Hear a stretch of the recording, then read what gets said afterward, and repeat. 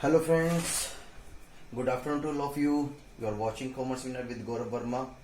अगर आप अच्छा कुछ देख रहे हैं तो कॉमर्स विनर देख रहे हैं. बेटा इस वीडियो में हम आपके लिए लेके आए हैं उसके आगे तक का कंसेप्ट जितना हम पढ़ चुके हैं. लास्ट टाइम हमने फंक्शन ऑफ मैनेजमेंट पढ़ा था, ठीक है. वो आज हम आगे चलते हैं लेकर इसको.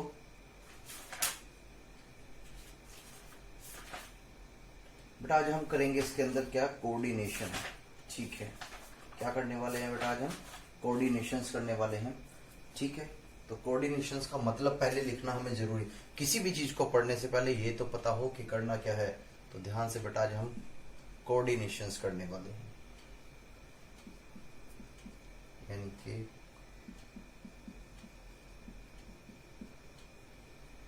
कोऑर्डिनेशंस. ठीक है,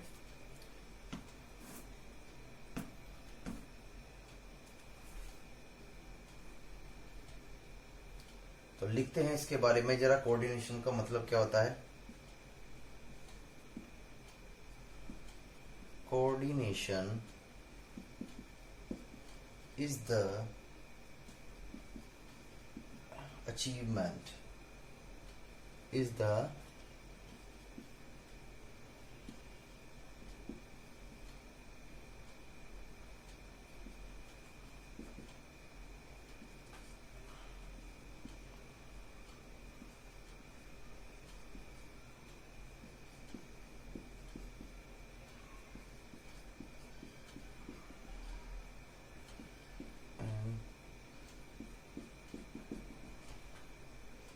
unity of action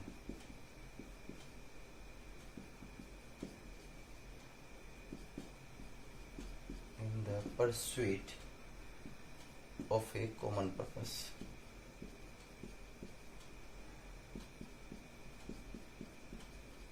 ये बेटा डेफिनेशन है कोऑर्डिनेशंस की. कोऑर्डिनेशंस का मतलब क्या होता है ये आपको एक तरीके से पता होना चाहिए. कोऑर्डिनेशंस ये क्या लिखता है? Coordination is the achievement of ordinary group. होता क्या है, हम किस कोऑर्डिनेट करते हैं. यानी कि जैसे सपोज करो ये हमारी एक फैक्ट्री है, ठीक है. अब इस फैक्ट्री ने कुछ ऑब्जेक्टिव्स अपने डिसाइड करे हुए हैं. क्या डिसाइड करे हुए हैं? ऑब्जेक्टिव्स. तो मुझे बताओ ये ऑब्जेक्टिव्स जो है कब अचीव कर पाएगी कंपनी या फैक्ट्री, कुछ भी हो सकता है, जब उसकी लेबर उसका साथ दे. ठीक है, और लेबर कब काम करेगी? जब उसका मैनेजमेंट उसका साथ दे. ठीक है, ये बात समझ में. और मैनेजमेंट कब साथ देगा? जब वो अच्छा हो, यानी कि उसका जो नेचर है वो क्या हो, अच्छा हो. तो कहने का मतलब ये है coordination is the achievement of ordinary group efforts. यानी कि जो लेबर हमारे लिए, जो एक साधारण लोग जो हैं, जो हमारे लिए मेहनत कर रहे हैं, वो सारे इकट्ठा होकर अपनी कंपनी का ऑब्जेक्टिव को फुलफिल अचीव करने के लिए क्या कर रहे हैं, मेहनत कर रहे हैं. ठीक है, किस पर्पस के लिए? एक कॉमन पर्पस है. लेबर का एक कॉमन पर्पस है क्या, कि वो अपनी फैक्ट्री का जो ऑब्जेक्टिव डिसाइड किया है उसको वो अचीव करने के लिए रेडी है और उसको वो हर तरीके से कंप्लीट करेंगे. बदले में मैनेजमेंट से वो क्या चाहेंगे? सैलरी चाहिएंगे और वर्क प्लेस अच्छा चाहिएंगे और हेल्थी इन्वायरमेंट चाहिएगा. ठीक है, ये बातें समझ में आती है. तो कहने का मतलब क्या है? कोऑर्डिनेशन का मतलब होता है कि जब कोई जर्नली ग्रुप बनता है तो वो अपनी एफर्ट से जो कंपनी का जो ऑब्जेक्टिव है उसे अचीव करने के लिए कोशिश करते हैं या उसको अचीव कर लेते हैं, तो उसको बोलता है कोऑर्डिनेशंस करना. ठीक है, तो कोऑर्डिनेट जिसे बोलते हैं, एक तरीके से कोऑर्डिनेट का मतलब सबको गाइडेंस प्रोवाइड करना कि हाउ टू डू वर्क, यानी कि आपको किस तरीके से काम करना है, किस तरीके से अचीवमेंट करनी है, और उसका जितने भी अपने पास सोर्सेज अवेलेबल हैं उनको किस तरीके से आपको एक यूटिलाइजेशन, यानी कि उनका प्रॉपर तरीके से यूटिलाइजेशन किस तरीके से करना है. तो ये जो कोऑर्डिनेट वर्क है ये कौन करा सकता है? ये कोऑर्डिनेट वर्क जो होता है वो एक सुपरवाइजर ही करा सकता है, जो अपने लेबर को क्या कर सके, कंट्रोल कर सके, जो उनके नेचर्स के बारे में जानता हो कि अपने एम्प्लॉय से किस तरीके से काम करना है. तो जब वो अब सुपरवाइजर अपने लेबर को इस तरीके से काम कराता है तो उसे बोलते हैं बेटा कोऑर्डिनेट करना. ये बात समझ में आती है.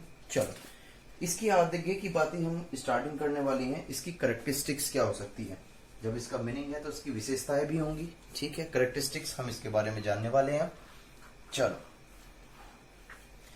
तो करेक्टरिस्टिक्स क्या है इसकी, मैं लिख देता हूं. करेक्टरिस्टिक्स का मतलब बेटा होता है इसकी विशेषताएं. इसकी विशेषताएं जो होती है. जी सर.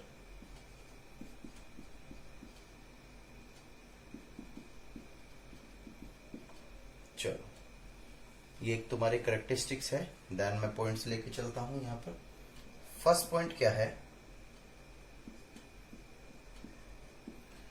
कोऑर्डिनेशन।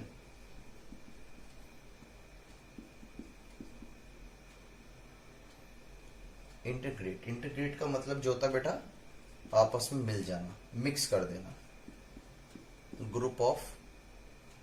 ग्रुप एफर्ट, इसके बारे में अभी बता देता हूं मैं आपको। Second point is that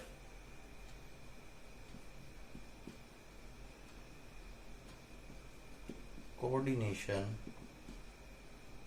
lead to unity of action. Third point हम बात करें अगर,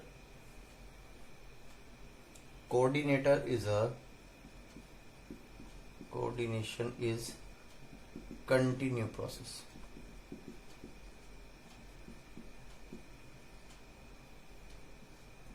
फोर पॉइंट देख लेता हूं क्या आपको देख रहा है। हाँ बिल्कुल देख पा रहे हो आप सभी।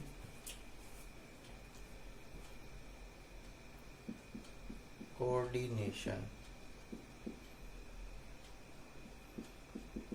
Is a pervasive nature, pervasive function.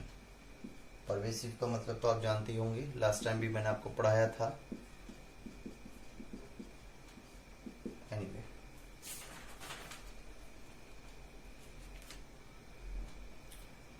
फिर इसका फिफ्थ पॉइंट अगर हम देख लें, coordination is the responsibility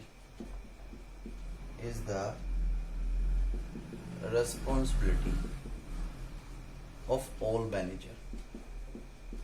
manager का मतलब ही क्या होता है बेटा? मैनेज करने वाला। ये बात समझ में आती है? चलो अब इसके बारे में हम थोड़ा सा पढ़ लेते हैं, ठीक है। तो सबसे पहले मैंने आपको बता दिया है कोऑर्डिनेशन का मतलब, कोऑर्डिनेट करने का मतलब क्या होता है। और यहां पर हम सीखने वाले हैं कोऑर्डिनेशंस की करेक्टरिस्टिक्स। क्या सीखने वाले बेटा? कोऑर्डिनेशन की करेक्टरिस्टिक्स। तो पहला है कोऑर्डिनेशंस इंटरगेट ग्रुप एफर्ट्स। सबसे पहले मैंने आपको बताया था कि हमारी एक कंपनी है, ठीक है। इस कंपनी का कोई ना कोई ऑब्जेक्टिव है, तो वो इंडिविजुअल अपने आप तो ये ऑब्जेक्टिव अचीव कर ही नहीं सकती। तो यहाँ पर जितनी भी लेबर जो है, ये जो वर्क कर रहे हैं किसके लिए? अपनी फैक्ट्री के लिए। तो जब वो मिलकर किसी कॉमन, ध्यान से, किसी कॉमन गोल के लिए जो उनकी ऑर्गेनाइजेशन ने सेट किया है उसे अचीव करने के लिए अपनी पूरी एनर्जी यूज करें और उसको प्रॉपर तरीके से यूटिलाइजेशन के साथ साथ अपने ऑब्जेक्टिव्स को क्या करें? अचीव करें। तो उसको बोला जाता है कोऑर्डिनेट। तो ध्यान से देखते हैं, कोऑर्डिनेशन इंटरगेट जो ग्रुप एफर्ट्स होती है। तो पहला पॉइंट क्या कहता है ये, तो मैं आपको बताने वाला हूं। Coordination is an ordinary arrangement of the efforts of all groups, ये department working in the organisation. It leads to integration of all activity in organisation. ध्यान से, इंटीग्रेटेड का मतलब होता है जुड़ जाना, ठीक है। और ग्रुप का मतलब ये जो इकट्ठे लोग हो जाते हैं, ठीक। और एफर्ट्स का मतलब जो भी ये काम कर रहे हैं। कोऑर्डिनेशंस जो है उसकी ये करेक्टरिस्टिक्स है, कोऑर्डिनेट करने से जितने भी एम्प्लॉइज काम कर रहे हैं तो वो सारे के सारे एम्प्लॉइज जो कंपनी ने ऑब्जेक्टिव डिसाइड कर रखा है उस ऑब्जेक्टिव को अचीव करने के लिए अपनी फुल एनर्जी के साथ कंप्लीट वर्क काम करते हैं, उसे बोला जाता है coordination integrate group efforts. Second होता है coordination lead to unity of actions. यानी कि इसका मतलब क्या है? कोऑर्डिनेशंस जो है वो बढ़ावा देता है किस चीज के लिए? यूनिटी के लिए। यूनिटी का मतलब क्या? समानता। किस चीज की? काम करने के लिए। जैसे सभी एम्प्लॉयज हैं और सभी एम्प्लॉयज का एक ही ऑब्जेक्टिव है कि जो हमारी कंपनी है उसका हमें प्रोडक्ट मैन्युफैक्चर्स करना है, उसे मार्केट में एक प्लेस दिवाना है, जिसकी वजह से कंपनी का ऑब्जेक्टिव क्या हो जाएगा? पूरा हो जाएगा। और उसका कहीं ना कहीं फाइनेंशियल बेनिफिट एम्प्लॉय को भी मिलेगा, चाहे डायरेक्टली या इनडायरेक्टली, ठीक है। तो कोऑर्डिनेशन की ये भी करेक्टरिस्टिक्स है कि ये बढ़ावा देती है किसके? यूनिटी को। यानी कि जिससे कि सभी लोग जो हैं अपने कंपनी के ऑब्जेक्टिव को अचीव करने के लिए बिल्कुल एक तरीके से समान रूप में यूनिटी फॉर्म में काम करें और अपने ऑब्जेक्टिव को अचीव करें, ठीक। तीसरा पॉइंट होता है coordination is a continuous process. ये तो आपको पता ही होना चाहिए। कंटिन्यूअस प्रोडक्ट का मतलब क्या होता है कि जैसे आपने सपोज करो करंट सिचुएशंस को देखते हुए आपने कोई काम किया, उसमें आपने इतनी मेहनत करी, इतनी प्लानिंग्स बनाई, इतने काम किए, इतनी अच्छी तरीके से मैनेजमेंट किया बिजनेस की ऑर्गेनाइजेशंस को, जिससे कि कंपनी ग्रोथ पर आ गई। तो क्या जब एक बार कंपनी ग्रोथ पर आ गई, क्या वो हमेशा ग्रोथ पर ही रहेगी? नहीं।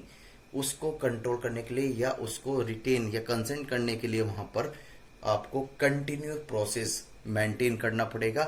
यानी कि कोऑर्डिनेशन जो होता है, कोऑर्डिनेट करना किसी भी एम्प्लॉयज को अपने जिनसे हमें वर्क कराना है, वो एक कंटिन्यू प्रोसेस है। एक बार आपने करा लिया, ऐसा नहीं है कि सेकंड बार नहीं कराओगे तो भी आपकी कंपनी टॉप लेवल पर रहेगी, ऐसा कुछ भी नहीं है। तो ये इस तरह की भी करेक्टरिस्टिक विशेषताएं हैं जो हमारे कोऑर्डिनेशन की हैं। ठीक है। फोर्थ पॉइंट आता है इसमें परवेसिव नेचर का। ठीक है। Coordination is the function of all managers working at different level. ध्यान से, परवेसिव नेचर्स का मतलब क्या है?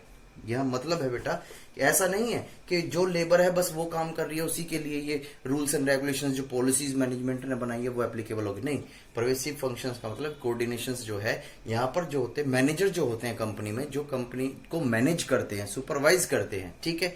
तो वो डिफरेंट लेवल पर अपने वर्क करते हैं। तो सबका जो डिफरेंट लेवल का जो वर्क होता है उन्हें वो कंप्लीट करना पड़ता है। ठीक है। चाहे वो बिजनेस से रिलेटेड हो या बिजनेस एक्टिविटीज से रिलेटेड ना हो। ध्यान से, coordination is the function of all manager working at different level in the organisation. It is need in all department and also at all level of management. यानी कि जो कोऑर्डिनेशन करना होता है वो हर लेवल पर जरूरी है। जरूरी नहीं कि आप लोअर लेवल पर ही करो, नहीं, ये मिडिल लेवल पर भी नेसेसरी है अगर आपको कंपनी के ऑब्जेक्टिव्स को अचीव करना है। ठीक है। तो ये बात समझ में आ गई होगी। देन इसके बाद है आपका fifth point, coordination is the responsibility of all manager. सीधी सी एक बात है यही कि जितनी भी रेस्पॉन्सिबिलिटीज होती हैं वो सारी की सारी किसकी होती हैं? मैनेजर की। बेटा हम बिजनेस स्टडी कर रहे हैं, बिजनेस स्टडी ही चैप्टर किसके लिए बनाया कि बिजनेस की स्टडी करना। बिजनेस की स्टडी क्यों करी जाती है?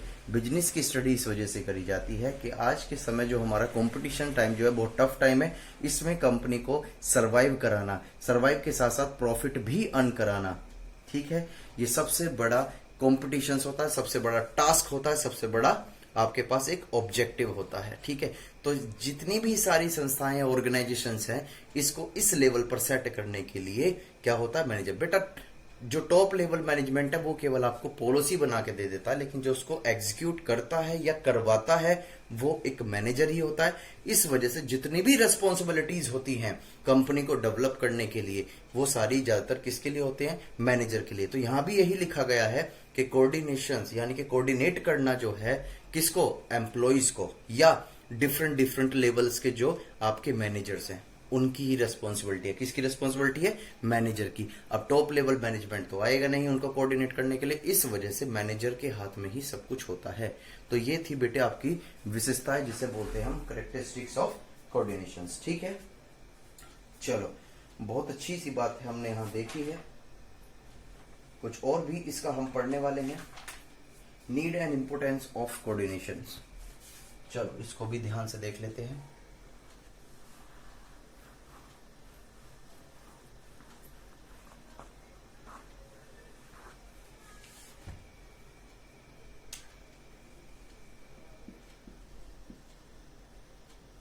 Need and importance of coordination.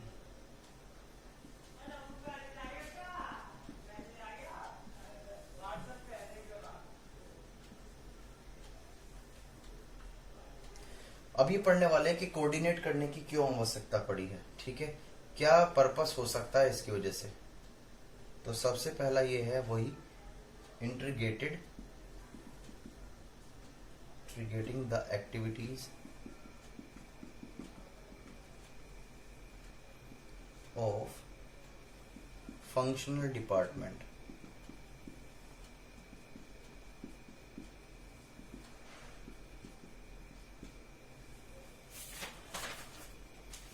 दूसरा है बेटर रिजल्ट, दूसरा है बेटर रिजल्ट, ये बेटा यू है, ये यू। तीसरा है आपका economy and efficiency.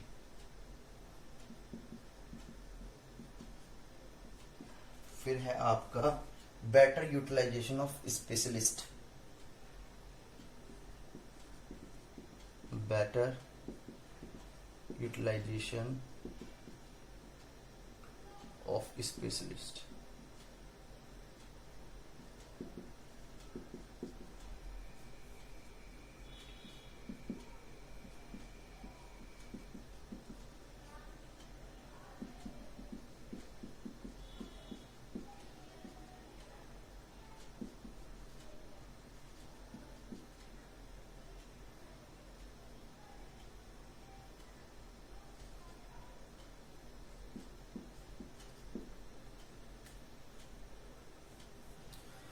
Meeting environmental challenges, ठीक है। चलो अब ध्यान से देखते हैं जरा इस बात को भी, हम क्या देखने वाले हैं यहाँ पर। नीड्स एंड इम्पोर्टेंट, सबसे बड़ी बात है हमने इसका मतलब समझ लिया, कोऑर्डिनेट का मतलब क्या होता है। देन उसके बाद हमने इसकी कैरेक्टरिस्टिक्स भी समझ ली कि क्या क्या विशेषताएं होती हैं। देन अब पढ़ने वाले क्यों आवश्यकता पड़ी, यानी कि नीड्स एंड इम्पोर्टेंस क्या है, कोऑर्डिनेट की इम्पोर्टेंस क्या है ऑर्गेनाइजेशन में। सबसे पहले मुझे बताइएगा कि कंपनी है उसका ऑब्जेक्टिव क्या है, जो भी उसने अपना ऑब्जेक्टिव डिसाइड किया है उसको अचीव करना, ठीक है। तो मुझे बताओ क्या बिना वो वार्तालाप के, बिना कोऑर्डिनेट करते हुए हो सकता नहीं। अगर हम कहीं फ्रूट्स परचेज करने के लिए भी जाते हैं तो वहां भी हमें क्या करना पड़ता है, कोऑर्डिनेट, यानी कि कम्युनिकेट करना पड़ता है। किससे, मतलब जिससे हम खरीद रहे हैं, जो सेलर जो है, जिससे कि वो बार्गेनिंग सिस्टम बोलते हैं जिससे कि वो हमारे फ्रूट सस्ते करें और हम उसे परचेज कर लें। तो यहाँ पर भी एम्प्लॉय से कोऑर्डिनेट करना पड़ता है किस चीज के बारे में, या तो उन्हें कोई इंसेंटिव्स देनी पड़ते हैं, कोई फाइनेंशियल उनको बेनिफिट प्रोवाइड करना पड़ता है जिसकी वजह से, या उनको मोटिवेट करना पड़ता है, मेंटलिटी प्रिपेयर करना पड़ता है जिससे कि वो कंपनी के ऑब्जेक्टिव्स को क्या कर सके, अचीव करने में हेल्प करे और सभी एक समान यूनिटी होकर अपने एफर्ट्स पूर्ण रूप से, यानी कि पूरी एफर्ट्स लगाएं। तो पहला क्या पॉइंट है इसमें, क्यों आवश्यकता पड़ती है। पहला होता है integrity of activities of functional department. बहुत सारे डिपार्टमेंट्स होते हैं, बहुत सारे अलग अलग डिफरेंट टाइप्स के डिपार्टमेंट्स होते हैं। आईटी इंफॉर्मेशन टेक्नोलॉजी डिपार्टमेंट अलग है, फाइनेंस डिपार्टमेंट अलग है, रेवेन्यू डिपार्टमेंट अलग है। तो ये सारे जो डिपार्टमेंट्स होते हैं इनको एक साथ जो जोड़ता है वो कौन जोड़ता है बेटा, कोऑर्डिनेट। क्यों, कोऑर्डिनेट का मतलब ही क्या पढ़ा था हमने, ग्रुप एफर्ट्स, यानी कि जब सारी ऑर्गेनाइजेशन के सारे डिपार्टमेंट एक साथ जुड़कर अपनी कंपनी के ऑब्जेक्टिव को अचीव करने के लिए अपनी पूरी एनर्जी यूज करते हैं, अपनी पूरी पोटेंशियल यूज करते हैं, ठीक, तो उसे बोलते हैं कोऑर्डिनेट करना। तो ये इस वजह से जरूरत पड़ी है कंपनी में किसकी, कोऑर्डिनेशन की। दूसरा बेटर रिजल्ट, ध्यान से, जब सीधी सी बात है सभी लोग आपस में मिलकर काम करते हैं, यूनिटी में काम करते हैं, तो यहां पर चांसेस ज्यादा हो जाते हैं किस चीज के लिए, बेटर रिजल्ट आने के, ठीक। तो एक कहीं ना कहीं इसलिए भी हमें कोऑर्डिनेट की आवश्यकता पड़ती है जिससे कि एम्प्लॉयज की बेस पर या कंपनी जो है पूरे होल स्ट्रक्चर्स को ध्यान में रखते हुए बेटर रिजल्ट प्रोवाइड करे as compare to last years, ठीक। दैट इकोनॉमी एंड एफिशिएंसी, सीधी सी एक बात है कि जब सभी जो पर्सन्स है या सभी जो वर्कर्स हैं वो सही तरीके से काम करेंगे, सभी जो पूरा मैनेजमेंट है वो यूनिटी होकर एक इकट्ठा होकर एक समान रूप में काम करेगा, तो मुझे बताओ वहां पर इकोनॉमी यानी कि कॉस्ट भी कम आने वाली है। क्यों, क्योंकि यहां पर जो है एफिशिएंसी इंक्रीज हो जाती है, प्रोडक्शन इंक्रीज होता है और टाइम जो है कम कंज्यूम होने लगता है, यानी कि वेस्टेज जो होती है ऑफ टाइमिंग की एंड मटेरियल्स की वो बहुत कम हो जाती है। ये बात समझ में आती है, इस वजह से भी कोऑर्डिनेट की आवश्यकता पड़ती है, ठीक। बेटर यूटिलाइजेशन ऑफ स्पेशलिस्ट, अब नंबर ऑफ एम्प्लॉयज जो है वो अपने अपने वर्क में स्पेशलिस्ट होते हैं। कोई कंप्यूटराइज मशीन का स्पेशलिस्ट होता है, कोई हैंड वर्कर होता है, कोई डिजाइनिंग करने वाला एक्सपर्ट्स होता है, कोई फिनिशिंग देने वाला एक्सपर्ट्स होता है। तो सब इससे हम क्या कर पाते हैं, जितने भी एक्सपर्ट्स बंदे हमारे पास होते हैं ऑर्गेनाइजेशन में, हम उनका प्रॉपर यूटिलाइजेशन कर पाते हैं। क्यों, क्योंकि एक सीधी सी बात है, जैसे ही हमारे मैनेजर उसको कोऑर्डिनेट करेंगे, उसको मोटिवेट करेंगे, चाहे फाइनेंशियली इमोशनली कैसे भी, ठीक है, मोटिवेट करेंगे, तो वो अपनी एफर्ट्स को इंक्रीज कर देगा और वो इंक्रीज करी गई एफर्ट्स वो कंपनी के लिए बेनिफिशियल हो सकती हैं, जिसकी वजह से कंपनी का ऑब्जेक्टिव जल्दी से अचीव हो सके। तो यहाँ पे कोऑर्डिनेशन करना भी जरूरी है, that is better utilization of specialist. Then last point है आपका बेटा मीटिंग इन्वायरमेंटल, ये क्या लिखा हुआ है, मीटिंग इन्वायरमेंटल चैलेंजेस, ठीक है। इसका मतलब क्या होता है? सबसे पहली बात ऐसे हम देख लेते हैं एक बार। The technology, economical, social and political environment of modern business are challenging rapidly. ध्यान से, ये क्या कहना चाह रहा है कि करंट सिनेरियो को देखते हुए जो पॉलिसीज होती हैं गवर्नमेंट्स की, जो होती हैं वो चेंज होती रहती हैं। जैसे लॉकडाउन की सिचुएशन में आपने देखा था कि मार्च में जो लॉकडाउन लगा था तो एक पॉलिसी बन गई थी कि लॉकडाउन कोई भी बिजनेस नहीं चलेगा। आस्ते आस्ते बिजनेस चलना स्टार्ट हुआ, ठीक है, तो उसके अंदर भी कोई पॉलिसीज बनाई गई हैं। नंबर ऑफ एम्प्लॉयज इतने नहीं आएंगे, इतने आएंगे, तो हर तरह की एक पॉलिसीज बना रखी है। तो आज के समय में जो गवर्नमेंट्स ने जो भी पॉलिसीज बना रखी है उनको उनको फेस करना सबसे बड़ा टास्क है, ठीक है। या नंबर ऑफ टाइम्स जो है टेक्नोलॉजी चेंज होती रहती है। जैसे अब कुछ है, आने वाले समय में कुछ और टेक्नोलॉजी आ जाएगी, तो ये चीजें ज्यादातर हमें ऑर्गेनाइजेशंस में देखने के लिए मिलती है, ठीक। तो इसके लिए बारे में अभी थोड़ा सा पढ़ लेते हैं। The technology, economic, social and political environment of modern business are changing rapidly.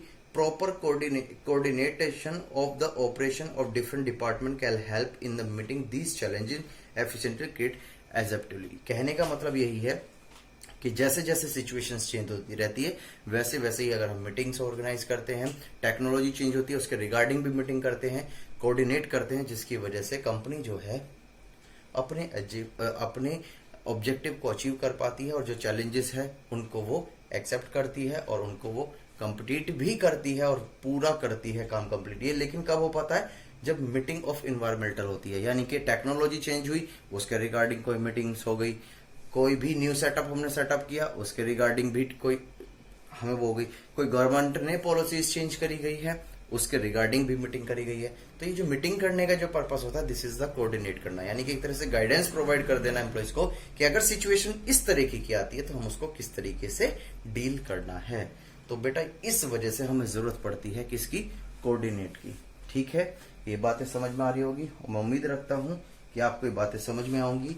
और बेटा इसी बेस पर आपका ये चैप्टर जो है वो फिनिश हो चुका है, ठीक है। तो हम नेक्स्ट क्लास में कुछ नया टॉपिक स्टार्ट करेंगे, बट बेटा आपको ये थ्योरी कंटिन्यू पढ़नी है आपकी, ठीक है। मैं उम्मीद रखता हूं कि चाहता हूं कि कुछ को चैप्टर बड़ा करूं। जैसे मैं सोच रहा हूं कि chapter number 2 principle of management start कर सकता हूं, तो मैं स्टार्ट करने वाला हूं, ठीक है। नेक्स्ट क्लास में हम नए टॉपिक के साथ मिलेंगे, तब तक के लिए bye bye and thank you.